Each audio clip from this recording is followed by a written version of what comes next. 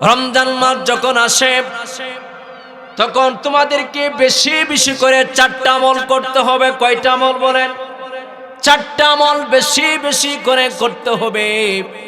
এর মধ্যে প্রথম নম্বর যে আমলটা আল্লাহর নবী বলছেন, বেশি বেশি করে তোমরা এই জিকিরটা পড়বা, লা ইলাহা ইল্লাল্লাহ, লা ইলাহা ইল্লাল্লাহ। এই জিকির আমরা পারি কি পারি না? এই জিকির আল্লাহর নবী বলছেন এই রমজান মাসের মধ্যে 4টা আমলের প্রথম নম্বর আমল হলো বেশি বেশি করে তোমাদেরকে এই জিকিরটা করতে হবে। এই যে আমরা কালিমা পড়ি, কালিমার ওজন কত, কালিমার দাম কত? আল্লাহর নবী অন্য একটা হাদিস শরীফের ভিতরে বলছেন, আল্লাহর নবী বলছেন, উম্মত তোমরা কি জানো এই যে কালিমা তোমরা পেয়েছ, এই কালিমার ওজন কত, তার ওয়েট কত তোমরা কি জানো? নবীজি বলছেন, প্রথম আসমান, দ্বিতীয়, তৃতীয়, চতুর্থ, পঞ্চম, ষষ্ঠ, সপ্তম, 7 আসমান 7 জমিন, যা কিছু আছে সব কিছু যদি এক পাল্লার মধ্যে রেখে দেওয়া হয়, আর শুধুমাত্র যদি আমরা যে কালিমা পড়ি ওই কালিমা যদি আরেক পাল্লার মধ্যে রাখা হয়, আল্লাহর নবী বলছেন 7 আকাশ 7 জমিন যে পাল্লার মধ্যে রাখা হয়েছে ওই পাল্লাটা হালকা হয়ে যাবে, আর শুধুমাত্র কালিমার পাল্লাটা ভারী হয়ে যাবে। জোরে বলে সুবহানাল্লাহ। এই কালিমার ওজন আছে না নাই? আল্লাহ নবী রাসূল পাক সাল্লাল্লাহু আলাইহি সাল্লাম বলছেন 2 নম্বর আমল হলো, 2 নম্বর আমল হচ্ছে তোমরা বেশি বেশি করে ইস্তেগফার করতে হবে। বেশি বেশি করে তোমরা আস্তাগফিরুল্লাহ পড়ো, ইস্তেগফার করো।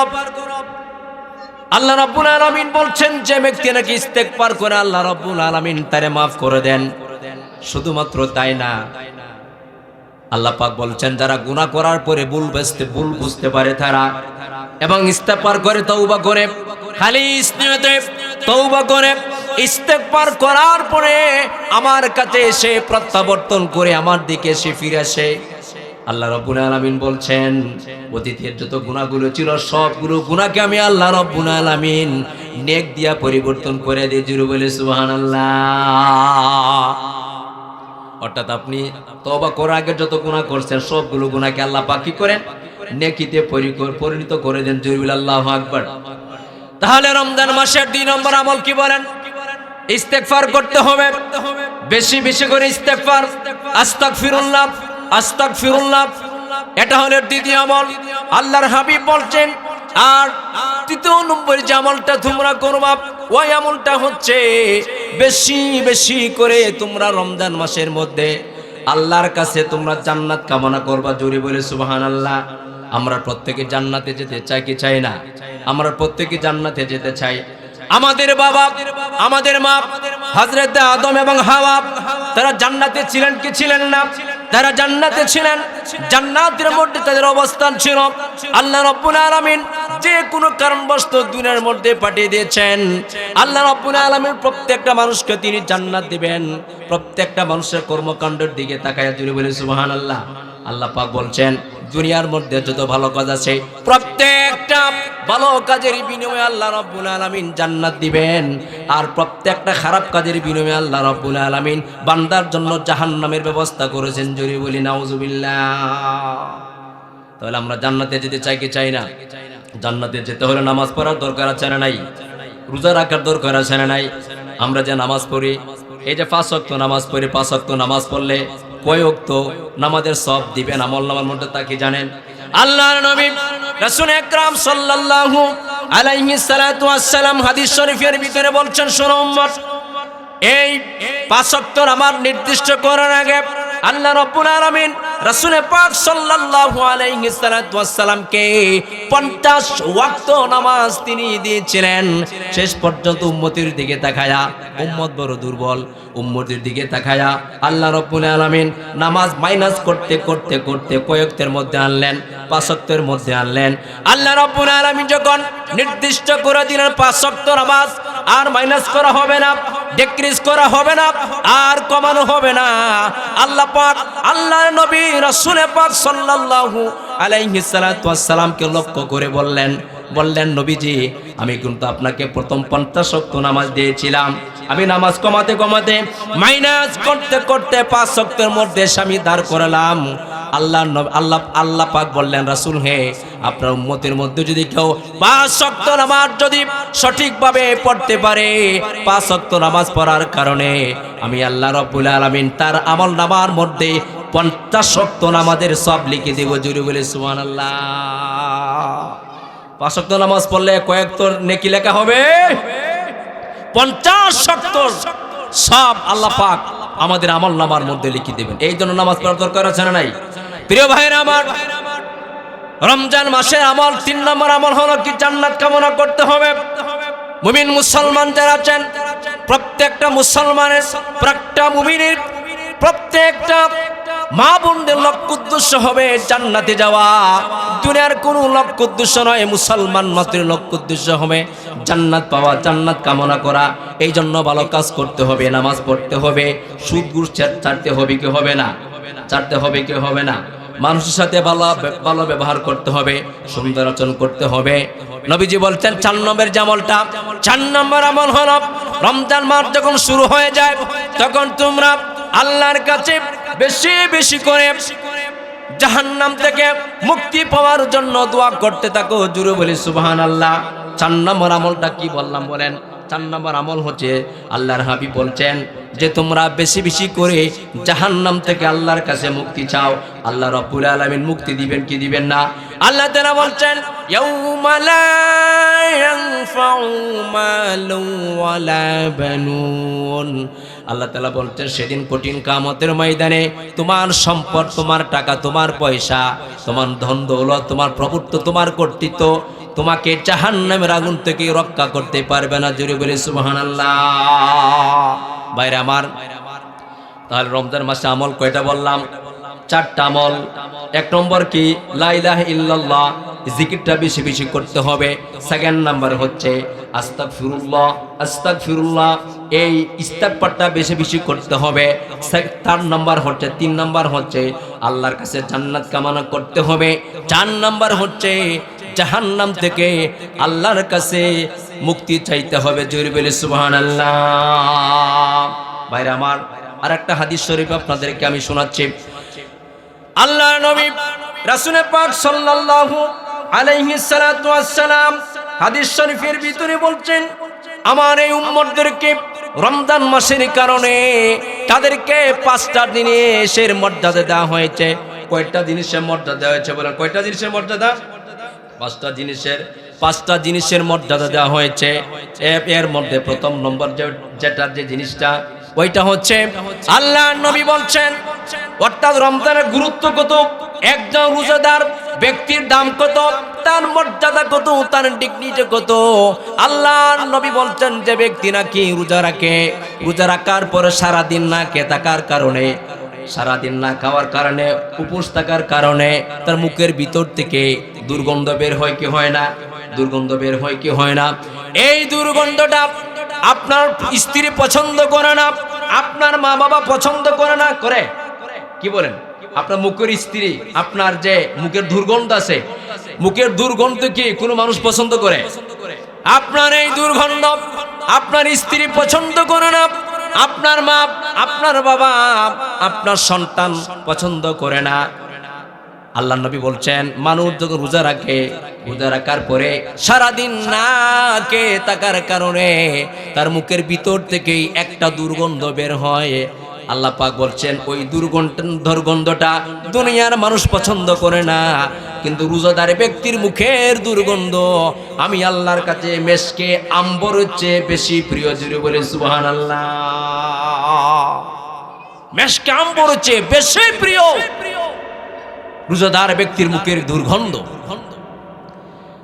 2 নম্বর হচ্ছে আল্লাহ নবী রাসূল পাক সাল্লাল্লাহু আলাইহি সাল্লাম বলছেন যে ব্যক্তি রোজা রাখে আল্লাহকে সন্তুষ্ট করার জন্য, আল্লাহকে রাজি খুশি করার জন্য যারা নাকি রোজা রাখবে,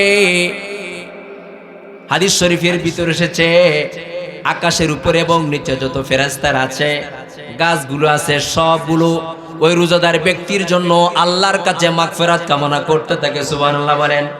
শুধুমাত্র তাই নয়, হাদিস শরীফ আল্লাহর নবী বলছেন যে ব্যক্তি নাকি রোজা রাখবে একমাত্র আল্লাহকে সন্তুষ্ট করার জন্য, রাজি খুশি করার জন্য, আল্লাহর নবী বলছেন খালে বিলে পুকুরে সমুদ্র মহাসমুদ্রের নিচে সাগর মহাসাগরের নিচে যতগুলো মাছ আছে ছোট বড় সব রকমের মাছ ওই রোজাদার ব্যক্তির জন্য আল্লাহর কাছে মাগফিরাত কামনা করতে থাকে। জোরে বলে সুবহানাল্লাহ। তৃতীয় নম্বর হচ্ছে রোজাদার ব্যক্তির মর্যাদা কেমন। তৃতীয় নম্বর হলো আল্লাহ রাব্বুল আলামিন জান্নাতকে তিনি সাজাতে থাকেন। আল্লাহ পাক ফেরেশতাদেরকে লক্ষ্য করে বলেন, ফেরেশতারা আমার এই বান্দাগুলো সারাদিন আমাকে সন্তুষ্ট করার জন্য, দুনিয়ার কোনো মানুষকে সন্তুষ্ট করার জন্য নয়, একমাত্র আমাকে সন্তুষ্ট করার জন্য তারা রোজা রাখে, উপোস থাকে। আল্লাহ পাক বলেন ফেরেশতারা রে, আমার এই বান্দার জন্য তুমি জান্নাতকে নিত্য নতুন জিনিস দিয়া তুমি সাজাইতে থাকো। জোরে বলে সুবহানাল্লাহ। অর্থাৎ রোজাদার রাখে, আল্লাহ নবী বলছেন জান্নাতের মধ্যে তাদের জন্য নিত্য নতুন জিনিস দিয়া আল্লাহ পাক প্রত্যেক দিন নতুন করে জান্নাতকে সাজাতে থাকেন। জোরে বলে আল্লাহু আকবার। চতুর্থ নম্বর হলো শয়তান যেন মানুষদেরকে ধোঁকা দিতে না পারে, শয়তান যেন রোজাদার ব্যক্তিদেরকে কুমন্ত্রণা দিতে না পারে, ধোঁকা দিতে না পারে। এই জন্য আল্লাহ রাব্বুল আলামিন শয়তানকে তার পায়ের মধ্যে হাতের মধ্যে শিকল দিয়ে বেঁধে দেওয়া হয়। জোরে বলে সুবহানাল্লাহ। এইগুলো হচ্ছে আল্লাহ রাব্বুল আলামিন রোজা রাখলে এই সকল মর্যাদা আল্লাহ পাক বান্দাদেরকে দান করেন। জোরে বলে সুবহানাল্লাহ। এজন্য ভাইরা আমার, সামনে তো রমজান মাস আসতেছে, এই রমজান মাসের মধ্যে রোজা রাখার দরকার আছে না নাই? আচ্ছা, আমরা যে এই রমজান মাসের মধ্যে যে আমরা ইফতার করি এবং করাই, ইফতার যদি কেউ কাউকে করায় নেকি আছে না নাই? কি পরিমাণ নেকি? আল্লাহর নবী বলছেন উম্মত শুনে রাখো, কোন মানুষ যদি অপর কোন ব্যক্তিকে যদি ইফতার করায়, ইফতার করানোর কারণে নবীজি বলছেন রোজা রাখলে যে পরিমাণ সওয়াব হবে সেই সমান পরিমাণ সওয়াব ওই বান্দার আমলনামার মধ্যে লিখিয়ে দেওয়া হবে যদি কোনো ব্যক্তি অপর কোনো ব্যক্তিকে ইফতার করায়। সুবহানাল্লাহ।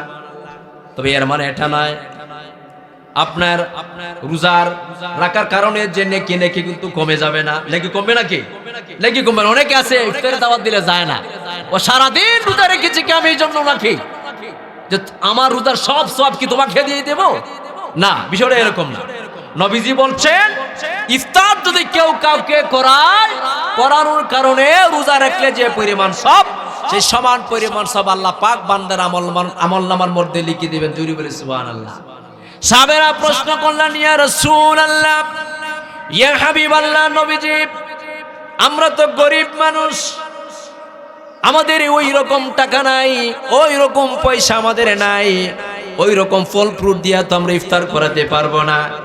আল্লাহর হাবিব বললেন, শোনো, ইফতারের জন্য তেমন বড় কোনো জিনিসের প্রয়োজন হবে না।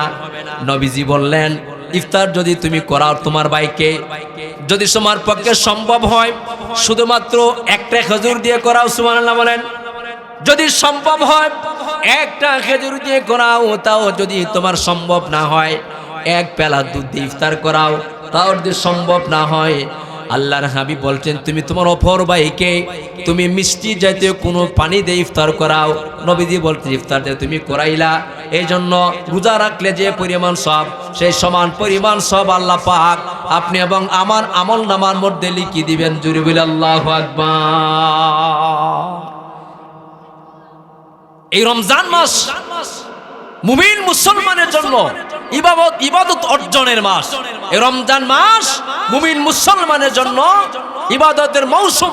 আল্লাহু আকবার। এই যে রমজান মাস আসছে, এই রমজান মাসের মধ্যে আপনার জবান এগুলি হেফাজত করার দরকার আছে না নাই? দরকার আছে না? আমরা অনেকে আছি রোজা রাখার পরে গীবত করি, সুকুল করি, বিভিন্ন খারাপ জিনিস আমরা চোখ দিয়ে দেখি, শুনি, শ্রবণ করি। এগুলো যদি কোনো মানুষ করে তাহলে তার রোজা হালকা হয়ে যাবে। কি হয়ে যাবে বলেন? হালকা হয়ে যাবে। রোজা রেখে মিথ্যা কথা বলা যাবে, ধোঁকা দেওয়া যাবে, ধোঁকা দেওয়া, অহংকার করা যাবে, অহংকার করা যাবে না, ধোঁকা দেওয়াও যাবে না। আসর গেল কসরে, মাগরিব গেল ঘুইয়া,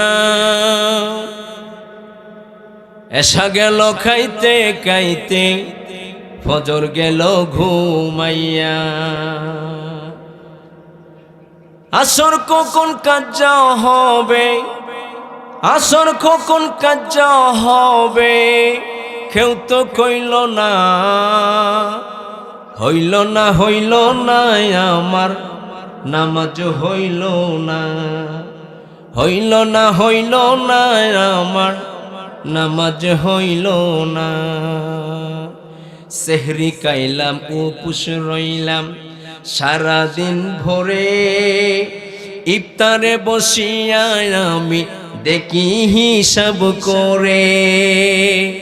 সেহরি খাইলাম, উপোস রইলাম সারাদিন ধরে, ইফতারে বসিয়া আমি দেখি হিসাব করে।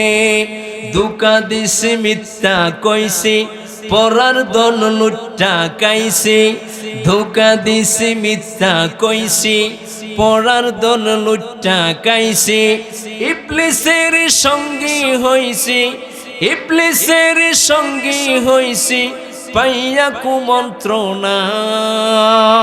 হইল না, হইল না আমার রোজাও, হইল না, হইল না, হইল না আমার রোজাও, হইল না, হইল না, হইল না আমার রোজাও, হইল না। হজ করিনি, যাকাত দেইনি, বক্সে রাখছি টাকা, দিন দুঃখীরে খাইতে দেইনি, বলছি পকেটে পাখা। এরকম লোক আছে না নাই? আছে না? আছে না? নিজে খায় না, অপর কেউ খাওয়ায় না। কৃপণ, বখিল, বখিল আদুল্লাহ। নিজে খায় না, অন্যদের কেউ খাওয়ায় না। আল্লাহর হাবিব বলছেন 17 শ্রেণীর মানুষ নামাজ রোজা করার পরও জান্নাতে যাইব না। বুখারী শরীফের হাদিস এটা। কয় শ্রেণীর মানুষ বলেন? 17 শ্রেণীর মানুষ নামাজ পড়বে, রোজা, দান, সদকা, হজ, যাকাত সব কিছু করবে। আল্লাহর নবী বলছেন এরপরও তারা জান্নাতের ভিতরে যাবে না। এর মধ্যে একটা হলো যারা বখিল মানুষ। কি মানুষ বলেন? এর মধ্যে একটা হলো যারা বখিল মানুষ। বখিল মানুষ যারা নামাজ রোজা পড়ার পরও তারা জান্নাতের ভিতরে যাবে না। হজ করিনি, যাকাত দেইনি, বক্সে রাখছি টাকা, দিন দুঃখেরে খাইতে দেইনি, বলছি পকেটে পাকা। মা বাবারে পাইয়া ভুকা, দিছি আমরা কত ধোঁকা। মা বাবারে পাইয়া বুকা, দিছি আমরা কত ধোঁকা। নিজেই বুঝি বুইজা গেলাম, নিজেই বুঝি বুইজা গেছি, নিজের সুলয়া না। হইল না, হইল না আমার হজ, হইল না, হইল না, হইল না আমার নামাজ, হইল না। জোরে জোরে বলে আল্লাহু আকবার। আল্লাহর নবী রাসূল পাক সাল্লাল্লাহু আলাইহি সাল্লাম বলছেন এই রমজান মাস যারা পাইল, নবীজি একবার তিনি ভাষণ দিচ্ছিলেন, খুতবা দিচ্ছিলেন, মসজিদের মিম্বরের মধ্যে তিনি বসে বসে ওয়াজ করছিলেন সাহাবীদের সামনে। হঠাৎ করে আল্লাহর নবী বললেন ওই ব্যক্তি যেন ধ্বংস হয়ে যায়, ওই ব্যক্তি যেন ধ্বংস হয়ে যায়, ওই ব্যক্তি যেন ধ্বংস হয়ে যায়। সাহাবারা বললেন ইয়া রাসূলুল্লাহ, ইয়া হাবিবাল্লাহ, ওই ব্যক্তিটাকে যার কথা আপনি বললেন ধ্বংস হয়ে যাওয়ার জন্য। নবীজি বলতেন ধ্বংস হয়ে যাওয়ার জন্য। তার ধ্বংস হবে কি হবে না বলেন? ধ্বংস 100 হয়ে যাবে তো না? কিন্তু সন্দেহ আছে? কোনো সন্দেহ নাই। আল্লাহর হাবিব বললেন ওই ব্যক্তি যেন ধ্বংস হয়ে যায়, ধ্বংস হয়ে যায়, ধ্বংস হয়ে যায়। নবীজি তিনবার বললেন, সাহাবেরা বুঝতে পারলেন না। সাহাবারা বললেন, ইয়া রাসূলুল্লাহ, ইয়া হাবিবাল্লাহ, নবীজি আপনি কার কথা বললেন? আল্লাহর হাবিব বললেন, আমি ওই ব্যক্তির কথা বললাম যে ব্যক্তি রমজান মাস পাওয়ার পরে যে ব্যক্তি রোজা রাখলো না, তার জীবনের কবিরা সগীরা শিরক বিদআত ইচ্ছা অনিচ্ছা যত গুনাহগুলো করলো, কোন গুনাহ সে রমজান মাস পাওয়ার পরে মাফ করাইতে পারলো না, ওই ব্যক্তি যেন ধ্বংস হয়ে যায়। জোরে বলে নাউজুবিল্লাহ। সেকেন্ড নাম্বার হলো ওই ব্যক্তি যেন ধ্বংস হয়ে যায় যে ব্যক্তি তার পিতাকে তার মাতাকে বার্ধক্য অবস্থায় পেয়েছে, কিন্তু তাদের ইবাদত, কিন্তু তাদের সাথে সুন্দর আচরণ করলো না, তাদের চিকিৎসার খরচ বহন করলো না, তাদের সাথে নম্র ভদ্রতার সঙ্গে কথাবার্তা বললো না। আল্লাহর নবী বলছেন ওই ব্যক্তিও যেন ধ্বংস হয়ে যায়। জুড়ে বলে নাউজুবিল্লাহ। তৃতীয় নম্বর হচ্ছে ওই ব্যক্তি যেন ধ্বংস হয়ে যায়, অর্থাৎ যে ব্যক্তি আমার নাম শুনলো, কার নাম? নবীজির নাম। কার নাম বলেন? আল্লাহর নবী বলছেন যে ব্যক্তি আমার নাম শ্রবণ করলো, আমার নাম শুনলো, আমার নাম শোনার পরে যারা আমার নামের উপরে দুরূদ শরীফ পেশ করলো না, আল্লাহর হাবিব বলছেন ওই ব্যক্তিও যেন ধ্বংস হয়ে যায়। জুড়ে বলে নাউজুবিল্লাহ। ভাইরা আমার, এই রমজান মাসের গুরুত্ব অনেক। রমজান মাসের মধ্যে আছে আপনার এতেকাফ, আছে না নাই? বর্তমানে এতেকাফের মধ্যে মানুষ বসে ভালো কথা, কিন্তু এতেকাফের মধ্যে বসার পরে 1971 সালে কি হয়েছে, 1947 সালে কি হয়েছে, খামান্নাসর, এরপরে আরো জানে কি টানসর, বাবনি, এগুলো নাম আছে না? এগুলো তো আমরা তেমন জানি না, যেহেতু ওইদিকে যাওয়া আসা নাই। এইগুলো নিয়ে কার গরু কয়টা, কার ছাগল কয়টা, এরপরে কার মেয়ের বিয়ে হচ্ছে না, কে বিয়ে করছে না, এই সমস্ত জিনিস নিয়ে শুধুমাত্র আলোচনা করে এতেকাফের মধ্যে ওই রকম এতেকাফ করে আমাদের ব্রাহ্মণবাড়িয়া ডিস্ট্রিক্টের মধ্যে আছে না নাই? শুধু আলোচনা। আল্লাহ নবী বলছেন রমজান মাসের গুরুত্ব হলো এই রমজান মাসের মধ্যে এতেকাফ রয়েছে। আল্লাহর নবী বলছেন যে ব্যক্তি নাকি এতেকাফ করলো, আল্লাহ রাব্বুল আলামিন তার থেকে জাহান্নামকে 3 কণ্টক দূরে সরাইয়া দেন। জোরে বলি সুবহানাল্লাহ। 1 খণ্ডকের দূরত্ব হচ্ছে 500 বছরের রাস্তা, আর 1 খণ্ডকের দূরত্ব হচ্ছে আরো 500 বছরের রাস্তা, আর 1 খণ্ডকের দূরত্ব হচ্ছে আরো 500 বছরের রাস্তা। আল্লাহর হাবিব বলছেন যে ব্যক্তি নাকি ইতিকাফ করবে রমজানের শেষ দশকের মধ্যে ইতিকাফ করবে, ইতিকাফ করার কারণে আল্লাহ রাব্বুল আলামিন ওই ব্যক্তির কাছ থেকে জাহান্নামকে তিনি 3 খণ্ডক দূরে সরাই দেন। জোরে বলি সুবহানাল্লাহ। রমজান মাসের মধ্যে আল্লাহ পাক কি নাজিল করছে বলেন? কুরআন নাজিল করছেন। কুরআন নাজিল করছেন না? কুরআন নাজিল করছেন। আবার রমজান মাসের মধ্যে একটা গুরুত্বপূর্ণ রাত্র আছে, বলুন তো সেই রাত্রটার নাম কি? রাত্রর নাম কি বলেন? লাইলাতুল কদর। এই লাইলাতুল কদর অত্যন্ত মহিমান্বিত একটা রাত্র। আল্লাহর নবী রাসূল পাক সাল্লাল্লাহু আলাইহি সাল্লাম একবার তিনি সাহাবীদের সামনে আলোচনা করছিলেন। বনি ইসরায়েল একজন লোকের কথা আলোচনা করছিলেন যে 1000 বছর পর্যন্ত হায়াত পেয়েছিল। কয় হাজার বছর বলেন? 1000 বছর হায়াত পেয়েছিল একজন ব্যক্তি।